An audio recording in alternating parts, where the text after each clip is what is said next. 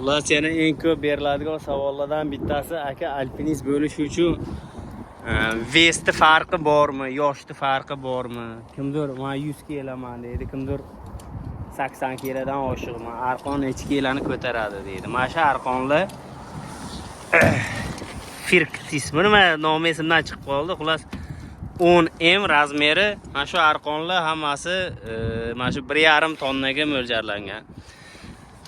Semizmi, oriqmi, unisini farqi yo'q. Agar o'zlaringni veslaringni upravlat qila olsalaring, masalan, shunaqangi obyektlar bo'ladi, zaborda, xullas krishani chetida zabor 2 metr, 2 metrga chiqib, o'tdan arqonga osilib tushish kerak bo'ladi.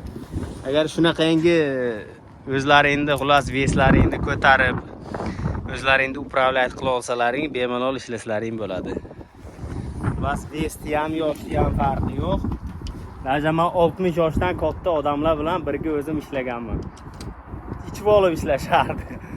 Shu rosa xavotir olardim. Yangi boshlagan vaqtimda ular ham menga какой-то presen ustozlik qilishgan.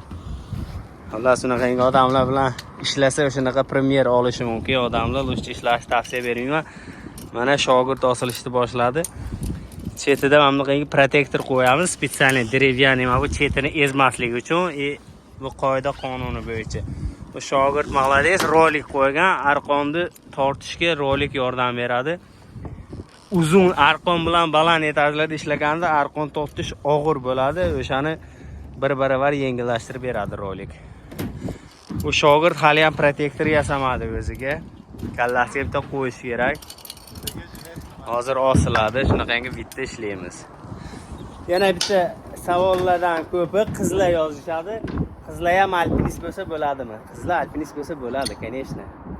O'g'il bola, qiz bolani farqi yo'q. Mana shu obyektni, mana shu visotkani postoyanno obslužit qiladigan qiz bolani komandasi. Bitta Olga degan rus qiz komanda yig'ib, har doim mana shuni obslužit qiladi.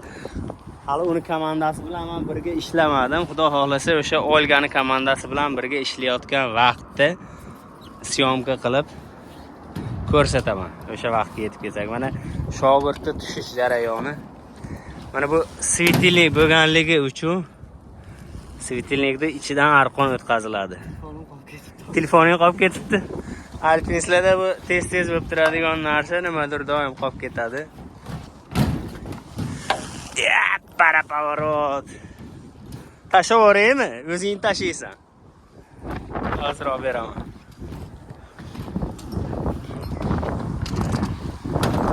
Hozir bu yerda bu shogirdlar mana shu bitta splashnoyda 2 kishi olishdi. Ikkinchi yandagi katta splashnoyda men bitta o'zim olaman. Xullas bo'yi baland odamga udobli. Men chetga raskachkam yaxshi, chetlarga yaxshi tortilib ishla olaman. Bu shogirdlarda alonaqa opit yo'q, bo'yi past, karatkaji deydi ruschasiga. Mana shundan doim odamlar o'tib tursa, asosan qizlar bundoq qilib o'tadi. Odam xursand bo'lib ketadi. O'zini bir chiroyli va simpatik bo'laman, shunga qizlar qo'l ko'taryapti deb o'ylaydi. Pastga tushgandan keyin itam qaramaydi. Odam miyasi ko'radi. Onasining esa mana shunchalik yaqindan urodligi ko'rinarmi, keyin men qizlar menga qaramayapti degan narsa bo'ladi. Qalay yaxshi, shogirdlar yaxshimi? Bu YouTube kanali uchun bitta privet beradi qo'ringlar.